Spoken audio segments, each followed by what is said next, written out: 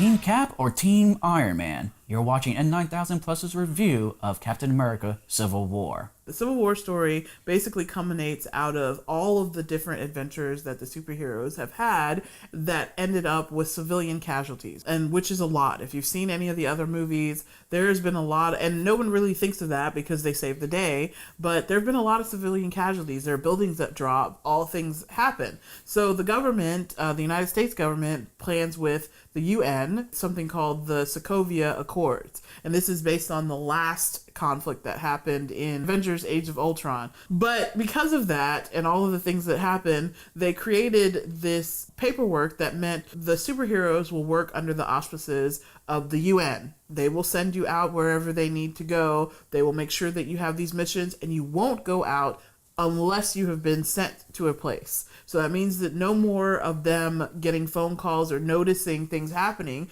and going out on their own. If they signed the Accords, they would have to register any hero that joined up with the Avengers. Cap totally refuses to sign the Sokovia Accords because he believes that the right hands are still the Avengers' hands. If the UN was to be in charge, it would be some politician's agenda, and there could be restricted from doing the right thing and be sent in to do the wrong thing.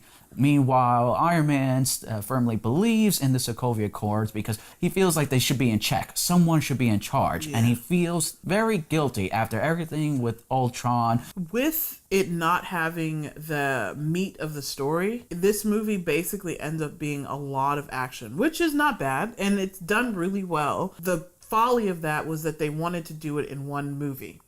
I feel like that story should have built on, and they kind of tried to because they talked about the conflicts in previous movies, but I feel like it came afterwards. They didn't build it up through those movies to get to this movie. So because of that, they just kind of mentioned other stuff and tried to make it fit with the story that they wrote, and it would have been much better is if it started bubbling over. Like in this movie, Iron Man was doing things and people were like, go away, or, you know what I mean, things like that, where it started showing that the civilians, as much as they like being saved, they also don't want their cousins to die, you know, because of all the destruction that happens when superheroes fight. So that is missing. But beyond that, Black Panther and Spider-Man, oh my God. Now we're going into spoiler territory. So T'Challa and T'Chaka, they were some of the best cast characters in this movie to me, besides Spider-Man. The characterization of father and son, when they talked to each other, how they joked back and forth with each other, it was so spot on to me. And then when he dies, that scene, I definitely cried because it just hit me so hard. So the actor that played Black Panther, Chadwick Boseman, he is amazing. I don't know if he worked out or if he was a gymnast before this movie, but in this movie, there are scenes where he's jumping down from high areas and he just comes down just like a Black Panther would, just like a cat. And it doesn't look like it's CGI. It looks like he literally did that. And in a lot of scenes, it doesn't look like it's a stunt double. It looks like it's him doing it. So they worked with him really well on that.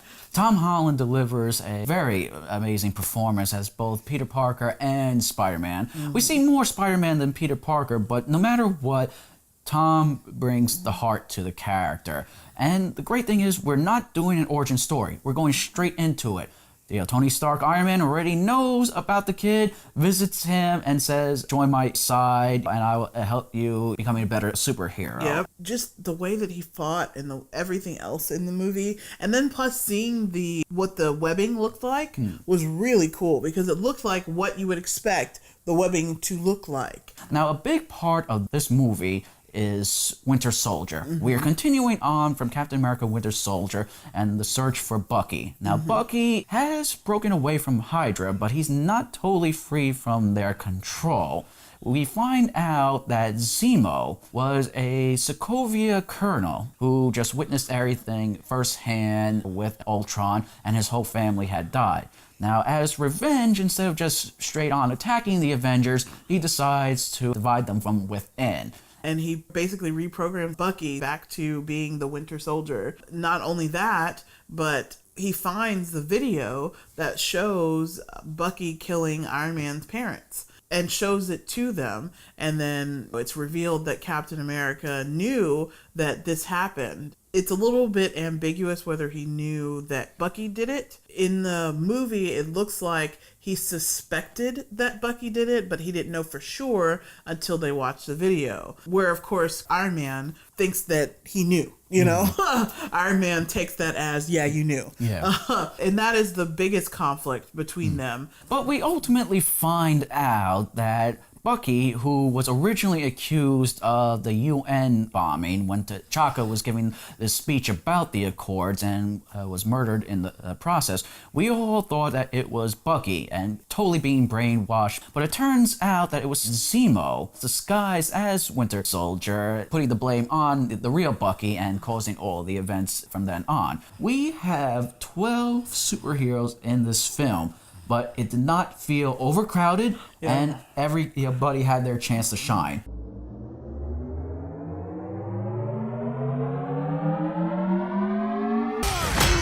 You have a metal arm? That is awesome, dude. Show us that you're part of Team Cap and watch the videos over here. You can show us that you're part of Team Iron Man by subscribing right here. You can be both and watch the videos and subscribe. And then tell us what you think. Tell us which team you're on, Team Cap or Team Iron Man. Let us know what you think in the comments down below. Quick.